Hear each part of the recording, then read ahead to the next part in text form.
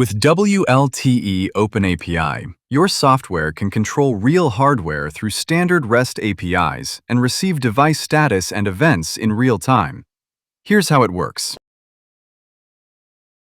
First, sign in to the Developer Center and create an application for OpenAPI access.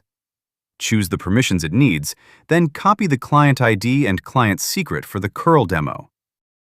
Next, we'll use these credentials to control a real device.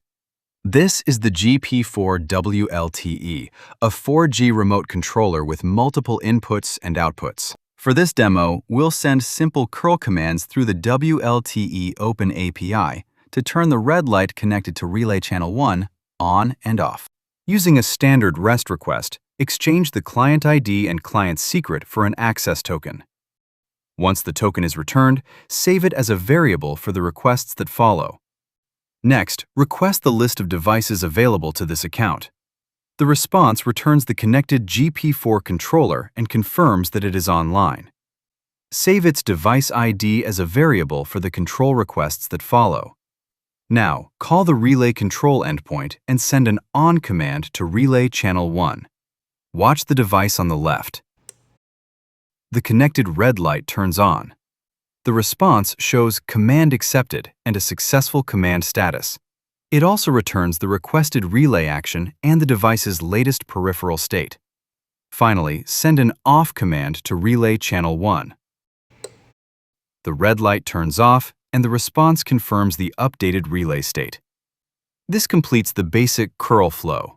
The complete, copy-ready commands are available in the video description. Next, let's explore more capabilities in the WLTE OpenAPI Playground. openplay.svnwi.com to begin. Choose a device from the list. The control panel shows its relays and inputs, while the protocol inspector shows the API data sent and received. REST sends requests. WebSocket receives changes as they happen. First, select all 4 relays. Now turn them on together. Then turn them off together. All 4 relays execute each command at the same time. For this demonstration, set Channel 1's jog time to 3 seconds.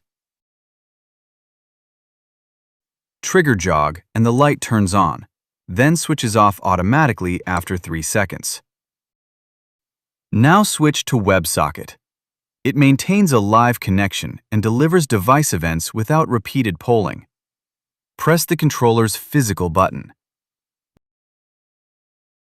Press it again to switch off. The change starts at the device, while the Playground and WebSocket update in real time.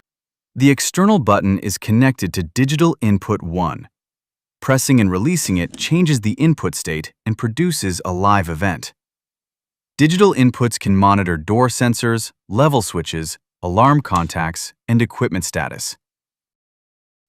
Finally, disconnect external power. Power lost is reported first. Offline appears after the server confirms that the connection has been lost. They are separate events and may arrive at different times. With WLTE Playground, developers can test device control, inspect API responses, and receive real-time events before writing any code.